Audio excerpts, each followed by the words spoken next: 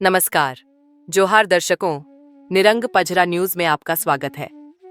आज हम बात करेंगे एक ऐतिहासिक मुद्दे की। वह है चाय बागानों में रहने वाले मजदूरों की जमीन का अधिकार। असम ने हाल ही में एक बड़ा कदम उठाया है। वहीं पश्चिम बंगाल वर्षों से चल रही 5 डेसिमल नीति के तहत अलग रास्ता अपना रहा है। दोनों नीतियों का क्या अर्थ है और किसका असर ज्यादा फायदेमंद होगा, ये हम आज विस्तार से समझेंगे। भारत के उत्तरी पूर्व और बंगाल के कई हिस्से चाय उद्योग पर टिका हुआ है।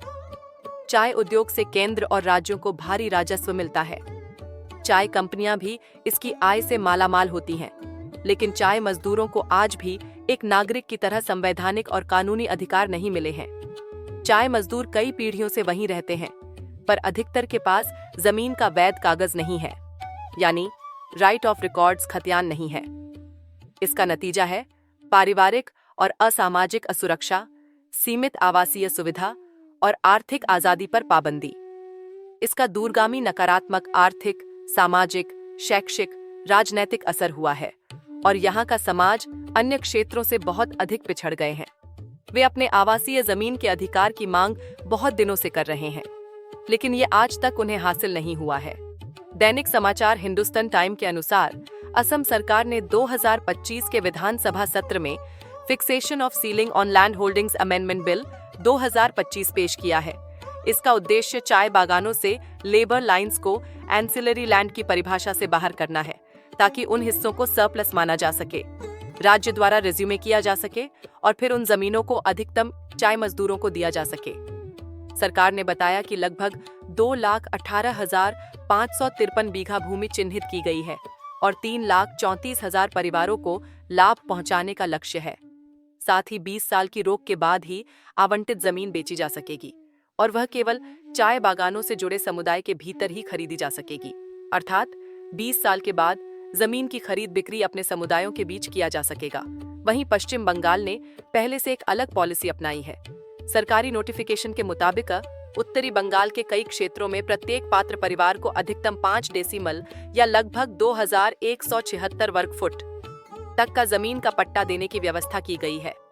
राज्य के नोटिफिकेशन में कहा गया कि कई हजार चाय मजदूरों को 5 डेसिमल के पट्टे दिए जा रहे हैं और साथ में चा सुंदारी एक्सटेंशन गृह निर्माण आर्थिक सहायता योजना के तहत घर बनाने के लिए 2 किस्तों में 1,20,000 रुपए भी दिए जा रहे हैं। लेकिन सत्ताधारी पार्टी के ट्रेड यूनियन को छोड़कर सभी ट्रेड यूनियन सरकार की इस मजदूर विरोधी नीतियों का विरोध कर रहे हैं और वे 150 वर्षों से बसे बड़े आवासीय भूमि के संपूर्ण भूमि अधिकार की मांग कर रहे हैं। उनका आरोप है कि पश्चिम बंगाल सरकार मजदूरों के पारंपरिक बड़े जमीन वाले आवासीय घर भिट्ठा की पूरी जमीन नहीं देना चाहती है और उन्हें बांग्लादेशी शरणार्थी के बराबर व्यवहार कर रही है। यह भी आरोप लगाया गया है कि सरकार द्वारा बांटे जा रहे जमीन पट्टा में कानूनी रूप से वैध जमीन का भौगोलिक लोकेशन, प्लाट नक्शा, जमीन का विवरण नहीं दिया जा रहा है। भविष्य में वह महत्वहीन हो जाएगा। सरकार के नोटिफिकेशन के अनुसार यह जमीन सिर्फ हेरिटेबल होगी। उसे न तो किसी अन्य के नाम पर हस्तांतरित किया जा सकेगा, न ही उसे बेचा जा सकेगा। चाय मजदूर उस घर में कोई बिजनेस भी नहीं कर सकेगा और न ही वह सरकारी शर्तों का उल्लंघन करके उसे रिहायशी उपयोग के सिवाय और किसी कार्य में उपयोग कर सकेगा।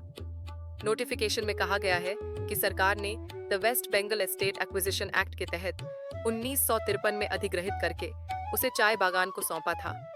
उस जमीन को वह वापस लेकर चाय मजदूरों को 5 डेसिमल की मात्रा में आवंटित करेगी। संक्षेप में देखें, असम 3.34 लाख परिवार को लगभग 2.18 लाख बीघा जमीन देगी। वहीं पश्चिम बंगाल पात्र परिवार को 5 डेसिमल पट्टा देगी। चाय मजदूरों का दावा है कि उनके परिवार 180 वर्षों से बागानों में बसे हैं। जमीन कभी उनके पूर्वजों की थी, जिसे सरकार ने गैर कानूनी रूप से बिना मुआवजा दिए उनसे छीन लिया था। इसलिए उस जमीन का असली मालिक सरकार नहीं, बल्कि बागानों में निवास करने वाले आदिवासी और गोरखा है। यह तर्क उनके दावों को मजबूत करती है। हालांकि कानूनी दृष्टि से एडवर्स पोजेशन यानी किसी जमीन पर लंबी खुली और विरोधी मालिकाना कब्जे के आधार पर दावा करना अलग नियमों के अधीन है। अब सीधे तुलना करते हैं। असम की भूमि योजना बनाम पश्चिम बंगाल की 5 दशमलव भूमि नीति की परिधि और स्केल के आधार पर असम का दायरा बहुत बड़ा दिखता है। लाखों परिवारों को लाखों बीघा जमीन देने का लक्ष्य वाकई में बहुत बड़ी योजना है। पश्चिम बंगाल की 5 दशमलव नीति अपेक्षित लाभार्थियों की संख्या के अनुसार सीमित और अपर्याप्त है। हालांकि पश्चिम बंगाल में 23,000 परिवारों को पट्टा दिए जाने के सरकारी दावे किए गए हैं। भूमि की मात्रा, अवधि और अधिकार के मामले पर असम की नीति अधिक फायदेमंद नजर आ रही है। असम में भूमि का पुनर्वितरण सीलिंग एक्ट के जरिए रिज्यूमे करके पट्टा देने की है। यह राज्य सरकार के आगामी विधायी प्रक्रिया पर निर्भर है।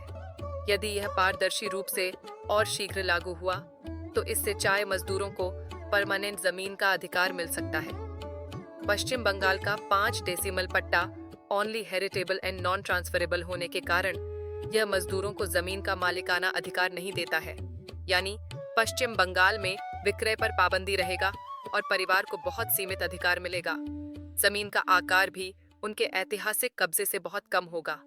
पश्चिम बंगाल की भूमि नीति मजदूरों के पक्ष में नहीं है। जमीन की आर्थिक उपयोगिता के आधार पर बात की जाए तो असम के बड़े भूमि आकार के कारण वहां छोटे खेत की कृषि, बागवानी, कर्ज ग्रहण के जरिए व्यावसायिक उपयोग संभव होगा। वहीं पश्चिम बंगाल की 5 डेसिमल जमीन में सिर्फ रहने के लिए पर्याप्त होगा। वहां किसी प्रकार की कृषि कार्य नहीं किया जा सकेगा, न ही जमीन को आर्थिक संपत्ति में बदलने की कोई गुंजाइश होगी। सरकार की नीतियों के अनुसार 5 डेसिमल जमीन से किसी भी प्रकार की आय करना संभव नहीं होगा और इनकम प्राप्त करने के लिए बाहरी कार्यों पर निर्भरता बनी रहेगी। जोखिम और विवाद। असम की योजना में जमीन मालिकों एस्टेट मैनेजमेंट से मुआवजा, विवाद, पहचान जांच और प्रशासनिक जटिलताएं बहुत होंगी। अगर विवाद ठीक से न सुलझे तो देरी होगी। पश्चिम बंगाल के 5 डेसिमल मॉडल में विवाद कम दिखता। हालांकि अधिक चाय बागान अभी भी सरकार को जमीन के लिए एनओसी नहीं दे रहे हैं, न ही मजदूर इसे अपने हित के लिए अच्छा मान रहे हैं। मजदूर संगठन कहते हैं यह आवंटन कम है और यह उनके मौजूदा बड़े कब्जे की जमीन की पूरी मान्यता नहीं है। यदि जमीन देने का मकसद परिवार को आर्थिक रूप से निर्भर बनाकर उन्हें आर्थिक सुरक्षा देना है तो वह असम राज्य की भूमि नीति से प्राप्त किया जा सकता है। जमीन पर असली आर्थिक सुरक्षा और समृद्धि देना है तो असम जैसा व्यापक पुनर्वितरण पर्याप्त आवंटन क्षेत्र के साथ अधिक उपकारी दिखता है। हालांकि इसे जमीनी स्तर पर लागू करने में चुनौतियां बड़ी हैं। पश्चिम बंगाल का 5 डेसिमल मॉडल जल्दी लाभ देता दिखाई देता है, लेकिन जमीन पट्टा में कानूनी रूप से मान्य विवरण की कमी ने इसे अव्यावहारिक बना दिया है। साथ ही यह सीमित परिमाण और आर्थिक रूप से कम उपयोगी है। इस जमीन पट्टा से परिवार को कोई आर्थिक लाभ नहीं मिलेगा। संविधान में उल्लेखित न्याय केवल कानूनी कागज नहीं है। जिन परिवारों ने 200 सालों से जिस जमीन पर जीवन गुजारा है, उन्हें सामाजिक और आर्थिक सुरक्षा मिलना चाहिए। राज्य नीतियों को पारदर्शी, शीघ्र और विवाद निवारक होना चाहिए। साथ ही बुनियादी सेवाएं, पक्के घर, पानी, शौचालय, बिजली और कर्ज सुगमता भी दी जानी चाहिए ताकि जमीन से वास्तविक उत्थान हो सके। अधिकतर मजदूर आदिवासी और देश के मूल निवासी हैं। उनकी जमीन अपूर्ण अधिकार औरों से अधिक है। इन सरकारों की आवासीय जमीन नीतियों से क्या उम्मीद की जाए, यह एक बड़ा सवाल है। सरकारों को चाहिए कि लेबर लाइंस का पहचान सर्वे पारदर्शी ढंग से करें। सैकड़ों परिवार आर्थिक विकास के लिए बागान से बाहर कार्य करते हैं, उनके अधिकारों की रक्षा की जाए। भौगोलिक मानचित्रण, जीआईएस से सरप्लस लैंड ठीक से चिन्हित करें। आवंटन मात्रा स्पष्ट रूप से परिवार आधारित क्राइटेरिया नोटिफाई हो। विवाद निवारण योजना और मुआवजे के उपयुक्त प्रावधान हो। पट्टा मिलने पर मिट्टी, सिंचाई और रोजगार के प्रोग्राम जोड़ें ताकि भूमि आर्थिक संसाधन बने। अंततः असली जीत तब होगी जब चाय मजदूरों के जीवन में सुरक्षा, गरिमा और अवसर आए। कानून बदलना पहला कदम है, पर उसका निष्पादन और सामाजिक समर्थन ही निर्णायक होगा। अगर आप चाहते हैं कि हम इस मुद्दे पर ज्यादा गहराई में जाएं, जमीन स्तर पर चाय बागानों की क्षेत्रीय केस स्टडी करें, मजदूरों की आवाज और अधिकारों पर कानूनी विश्लेषण करें, तो कृपया अपने कमेंट में बताइए।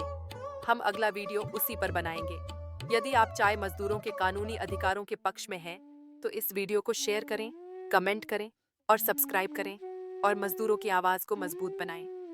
जोहार, नमस्ते, धन्यवाद।